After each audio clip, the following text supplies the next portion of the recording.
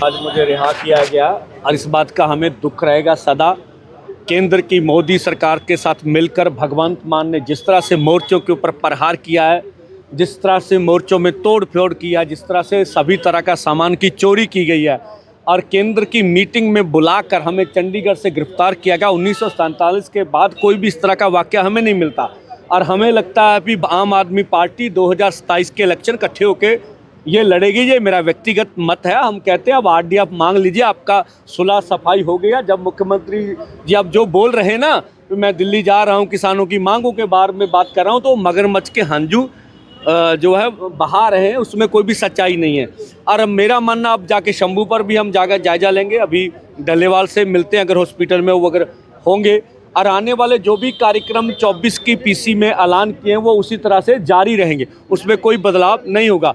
हमारा मानना भी सभी को मिलकर अब जो पंजाब का जकरिया खान है उनसे निपटना चाहिए और फिर अब्दाली से भी निपटेंगे। मांगों के ऊपर मोर्चा जारी रहेगा, उनका रूप क्या होगा ये दोनों फोरम और लीडरशिप तय करेगी। आपने जेल के बारे में बताया कि वहाँ पे भी नशा बिक रहा है। बिल्कुल बिल्कुल, जो नशा जो बोलते हैं ना, युद्ध नशे के विरुद्ध, तो हम बोलते हैं भाई आइए पटियाला जेल में देखते हैं कैसा बंद। हम तो वहाँ सब देखें, सब नशा मिल रहा है और मोबाइल भी अंदर चलते हैं, सब कुछ अंदर हो रहा है। तो ये झूठ बोलते हैं और सब मिलके कर रहे हैं, लोगों का कोई कसूर नहीं। मैं तो गुमटाला जेल में भी रहा हूँ, उधर भी समय के टीके लगते हैं। तो हम तो बोलते हैं भगवंत मान जी आए, हम इकट्ठे जेलों में जाएं, पता चले।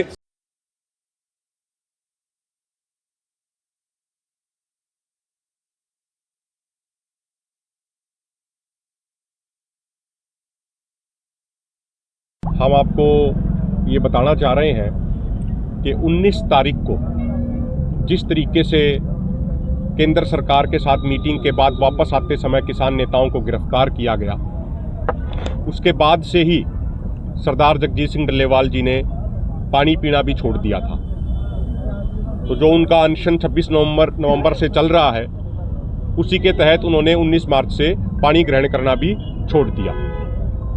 उसके बाद सरदार जगजीत सिंह डल्लेवाल जी की हालत लगातार बिगड़ रही थी।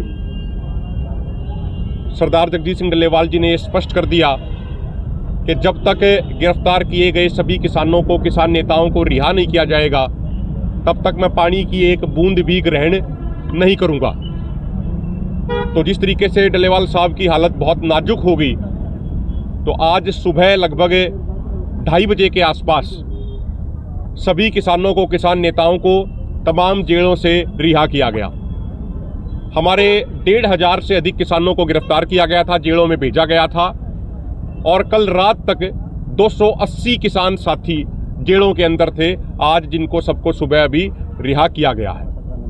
साथियों, हम ये एक बात कहना चाह रहे हैं कि ये शायद भारत के इतिहास में पहली बार हुआ होगा कि सरकारें बातचीत करने के लिए किसान नेताओं को बुलाएं और बातचीत के बाद किसान नेताओं को गिरफ्तार कर लें। ये सामाजिक तौर पे तो गलत है ही है, ये नैतिक तौर पे भी और एथिकल तौर पे भी गलत है कि अगर सरकारें ये सोचती हैं कि वो किसानों को जेलों की ऊंची ऊंची दीवारों में बंद करके उनकी आवाज़ को दबा देंगी, तो ये उनकी गलतफहमी है। जेलों के डर से या जेलों की चिंता करके ना तो किसानों की आवाज़ दबाई जा सकती है, ना किसान झुकाए जा सकते हैं, ना किसान पीछे हटाए जा सकते हैं। किसान अपने हक और अधिकार की लड़ाई इसी तरीके से मजबूती से आगे जारी रखेंगे। हम एक चीज़ पिंड डल्लेवाल उत्थे जिहड़ा मोर्चा चल रहा, ਉਹਦੇ ਸਾਰੇ ਰਸਤੇ ਸੀਲ ਕੀਤੇ ਹੋਏ ਫੋਰਸ ਨੇ, ਆਧਾਰ ਕਾਰਡ ਦੇਖ ਕੇ ਲੰਘਣ ਜਾ ਰਹੇ ਨੇ। ਉਹ ਸਾਡਾ ਮੋਰਚਾ ਜਾਰੀ ਰਹੂਗਾ। ਦੂਜਾ ਮੋਰਚਾ ਜ਼ਿਲ੍ਹਾ ਬਠਿੰਡਾ ਦੇ ਵਿੱਚ ਪਿੰਡ ਮੰਡੀ ਕਲਾਂ ਦੇ ਵਿੱਚ ਚੱਲ ਰਿਹਾ, ਉੱਥੇ ਵੀ ਜਾ ਕੇ ਜਿਹੜੀਆਂ ਬਾਹਰਲੀਆਂ ਰਿਪੋਰਟਾਂ ਸਾਰੀਆਂ ਅਸੀਂ ਇਕੱਠੇ ਕਰਕੇ ਇਦੋਂ ਬਾਅਦ ਡੱਲੇਵਾਲ ਸਾਹਿਬ ਨੂੰ ਅਸੀਂ ਅਪੀਲ ਕਰਾਂਗੇ ਜਾ ਕੇ ਸਾਰੇ ਆਗੂ ਕਿ ਮੈਡੀਕਲ ਐਡ ਜਿਹੜੇ ਲੈਣ ਤੇ ਉਹ ਅਸੀਂ ਮਨਾਵਾਂਗੇ। ਅੱਗੇ ਵੀ ਅਸੀਂ ਮਨਾਇਆ ਤੇ ਉਸ ਕਰਕੇ ਉਸ ਸਥਿਤੀ ਦੇ ਵਿੱਚ ਲਿਆਉਣ ਲਈ ਤਾਂ ਮੈਨੂੰ ਲੱਗਦਾ ਉਹ ਤੇ ਵਿਚਾਰ ਕਰਕੇ ਜਿਹੜਾ ਫਿਰ ਬਾਹਰ ਦੀ ਰਿਪੋਰਟ ਆ ਜਿਹੜੇ ਮੋਰਚਿਆਂ ਦੇ ਵਿੱਚ ਅਸੀਂ ਜਾਵਾਂਗੇ। ਮੈਡੀਕਲ ਟ੍ਰੀਟਮੈਂਟ ਜਾਂ ਪਿੰਡ ਲੈ ਕੇ ਜਾਏਗਾ, ਇਹ ਅਸੀਂ ਡਾਕਟਰ ਦੀ ਰਾਏ ਲਵਾਂਗੇ। ਜੇ ਉਹਨਾਂ ਨੇ ਕਿਹਾ ਵੀ ਅਸੀਂ ਇਹਦੀ ਟ੍ਰੀਟਮੈਂਟ ਕਰ ਸਕਦੇ ਹਾਂ, ਸਾਡੇ ਧਿਆਨ 'ਚ ਸਾਰਾ ਕੁਝ ਕਰ ਸਕਦੇ ਹਾਂ, ਫਿਰ ਤਾਂ ਇੱਥੇ ਰੱਖਾਂਗੇ। ਜੇ ਉਹਨਾਂ ਨੇ ਕਿਹਾ ਵੀ ਸਾਥੋਂ ਬਾਹਰ ਦੀ ਗੱਲ ਹੈ ਫਿਰ ਅਸੀਂ ਉਹਤੇ ਵਿਚਾਰ ਕੇ ਫਿਰ ਸਾਨੂੰ ਕਿਸੇ ਵੀ ਹੋਰ ਹਸਪੀਟਲ ਦੇ ਵਿੱਚ ਜਾਂ ਜਿੱਥੇ ਵੀ ਜਗ੍ਹਾ ਦੇ ਵਿੱਚ ਜਾਣਾ ਪਿਆ ਫਿਰ ਅਸੀਂ ਉੱਤੇ ਵਿਚਾਰ ਹਾਈ ਕੋਰਟ ਦੇ ਵਿੱਚ ਲਗਾਤਾਰ ਪੁਲਿਸ ਦੇ ਦੁਆਰਾ ਵੀ ਆਪਣਾ ਪੱਖ ਰੱਖਿਆ ਗਿਆ ਹੈਗਾ ਕਿ ਅਸੀਂ ਗ੍ਰਿਫਤਾਰ ਨਹੀਂ ਕੀਤਾ ਹੋਇਆ। ਦੇਖੋ ਮੈਂ ਕਹਿੰਦਾ ਵੀ ਜਿੰਨਾ ਝੂਠ ਇਹ ਸਰਕਾਰ ਨੇ ਇਹ ਦਿੱਤਾ ਵੀ ਅਸੀਂ ਤੁਹਾਨੂੰ ਗ੍ਰਿਫਤਾਰੀ ਨਹੀਂ ਕੀਤਾ, ਉਹ ਤਾਂ ਆਪਦੀ ਮਰਜ਼ੀ ਦੇ ਨਾਲ ਹਸਪੀਟਲ ਗਏ ਨੇ। ਤਾਂ ਤੁਸੀਂ ਇੱਥੇ ਜਾ ਕੇ ਹੁਣ ਵੀ ਵੇਖ ਲਓ, 2 ਜਣੇ ਪੱਤਰਕਾਰ ਜਾਓ, ਜੇ ਤੁਹਾਨੂੰ ਅੰਦਰ ਰੋਕ ਟੋਕ ਨਹੀਂ ਫਿਰ ਤਾਂ ਗੱਲ ਲੱਗ ਜਾਏਗੀ, ਤਾਂ ਤੁਹਾਡੇ ਮੋਬਾਈਲ ਲੈਣ ਨਹੀਂ ਜਾਣ ਦੇਣੇ। ਐਡਾ ਵੱਡਾ ਝੂਠ ਵੀ ਡੱਲੇਵਾਲ ਸਾਹਿਬ ਆਪਦੀ ਮਰਜ਼ੀ ਦੇ ਨਾਲ ਹਸਪੀਟਲ ਗਏ ਨੇ, ਉਹ ਤਾਂ ਵਧੀਆ ਕੁਝ ਲੈ ਰਹੇ ਨੇ, ਤਾਂ ਉਹ ਸਾਰਾ ਕੁਝ ਤੁਹਾਡੇ ਸਾਹਮਣੇ ਆ। ਹੁਣ ਤੁਹਾਨੂੰ ਜਾਣ ਦੇ ਰਹੇ ਨੇ ਜੀ? ਹਾਂ, ਅਸੀਂ ਵੀ ਲੜ ਕੇ ਗਏ ਹਾਂ, ਸਾਨੂੰ ਤਾਂ ਕੀ ਰੋਕਣਗੇ, ਜਦੋਂ ਅਸੀਂ ਜੇਲ੍ਹ 'ਚ ਆਏ ਫਿਰ ਲੈ ਜਾਣਗੇ। ਅਸੀਂ ਨਹੀਂ ਇਹਨਾਂ ਤੋਂ ਕੁਝ ਡਰਦੇ, ਭਾਵੇਂ ਸਾਰੀ ਫੋਰਸ ਹੋਰ ਲਾ ਦੇਣ।